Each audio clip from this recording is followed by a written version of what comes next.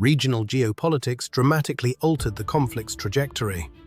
In the late 1970s, Sri Lanka shifted toward pro-Western economic and foreign policies under President J.R. Jayawardene. India, under Prime Minister Indira Gandhi, viewed this shift as a strategic threat. By 1987, nearly 15,000 cadres had received training in India. Sri Lanka's military operations in the Vadamarachi region prompted India to intervene diplomatically and militarily, resulting in the Indo-Lanka Accord. Provincial councils were established and India deployed the Indian Peacekeeping Force, or IPKF. Instead of disarming, the LTTE turned against the IPKF, leading to a brutal conflict that claimed over 1,500 Indian soldiers' lives. The relationship collapsed completely in 1991 when a female LTTE suicide bomber assassinated former Indian Prime Minister Rajiv Gandhi. India banned the LTTE as a terrorist organization, an international turning point. Organizationally, the LTTE was structured into four main wings: military, intelligence, political, and international. At the apex of this structure was Velupillai Prabhakaran, who exercised centralized command over all components of the organization.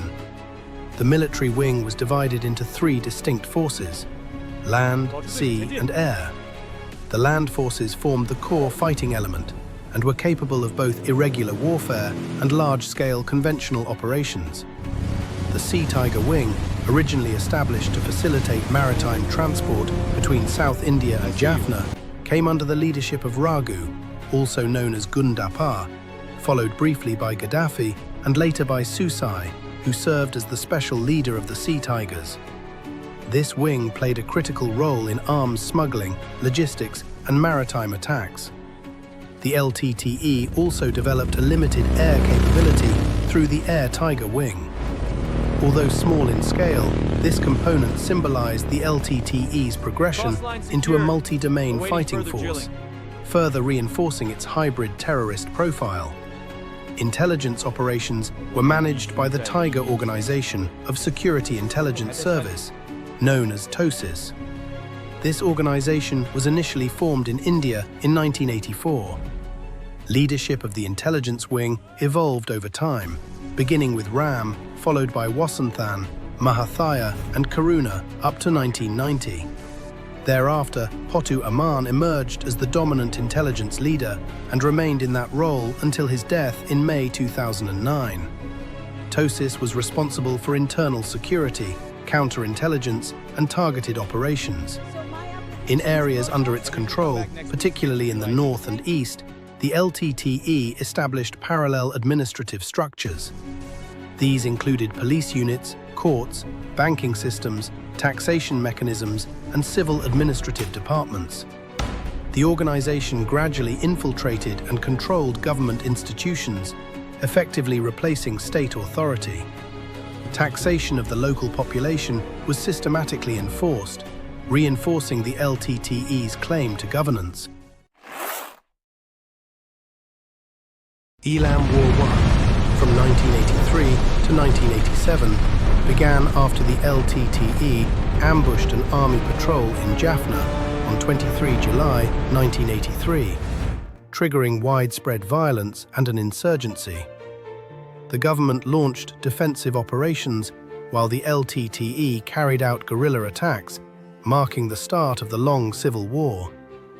Eelam War II, between 1990 and 1995, erupted after the withdrawal of the Indian Peacekeeping Force and the collapse of ceasefires.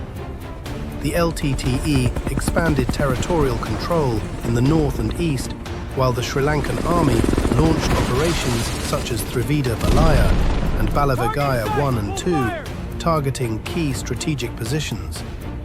Eelam War III, from 1995 to 2002, saw full-scale conventional battles. Major government offensives included Operation Riverisa, which recaptured Jaffna, Sath Jaya and Kilinochchi, and the prolonged Jaya Sikarui campaign to open a land route to Jaffna.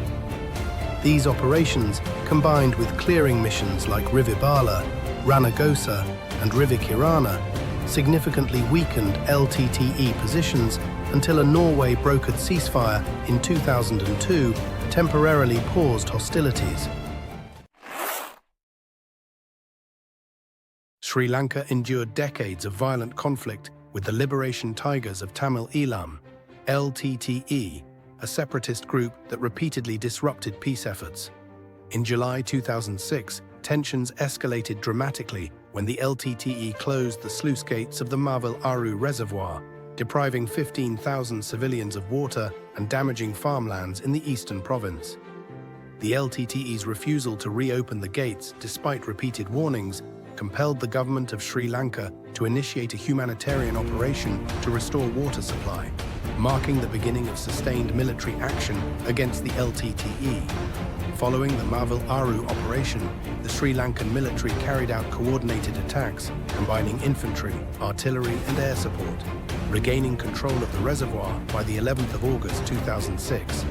This campaign demonstrated the government's resolve to militarily confront the Ltte. The army then advanced further, reclaiming key towns including Sampur and moving toward Batticaloa and Vakarai, significantly reducing Ltte influence in the east and isolating their combatants.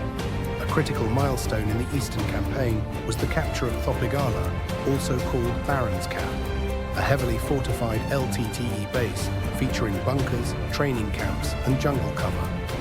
Operations to take this strategic position began in early 2007. After weeks of intense combat against entrenched Ltte defenses, elite army units captured Thopigala on the 11th of July 2007, effectively ending Ltte control in the eastern province and marking a symbolic victory for the government. With the east secured, government forces shifted operations to the northern province, the core Ltte territory. Army task forces advanced through jungles and fortified villages, reclaiming ground and severing Ltte supply and communications networks. The strategy combined large-scale land assaults with air and naval support, steadily reducing Ltte capacity to rearm or maneuver freely, forcing fighters into increasingly confined areas. Through 2008, the military recaptured vital Ltte strongholds in the north, including administrative centers like Kilinochchi, further weakening rebel command and disrupting logistics. The coordinated army, navy, and air force operations targeted fighters as well as key Ltte infrastructure, ensuring the insurgents were progressively pushed into smaller, isolated pockets. By early 2009, Ltte forces were confined to a narrow strip near Mullaitivu. The government's concluding phase, named the humanitarian operation, aimed to neutralize the remaining fighters while protecting civilians trapped in combat zones. Elite units, supported by infantry divisions, advanced against entrenched positions, enabling civilians to move safely through designated corridors. Government forces maintained constant pressure on Ltte fighters, dismantling their operational capacity. On the 18th of May 2009, the government of Sri Lanka announced the death of Velupillai Prabhakaran and the military defeat of the Ltte, ending over 25 years of armed conflict. With Ltte leadership eliminated, Sri Lanka regained full control of its territory.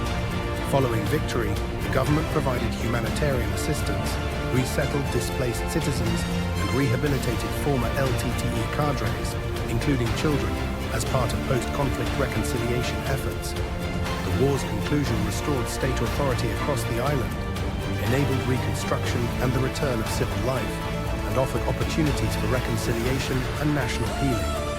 The humanitarian operation, as documented by the Ministry of Defense, marked the culmination of a determined military strategy to defeat terrorism and restore sovereignty.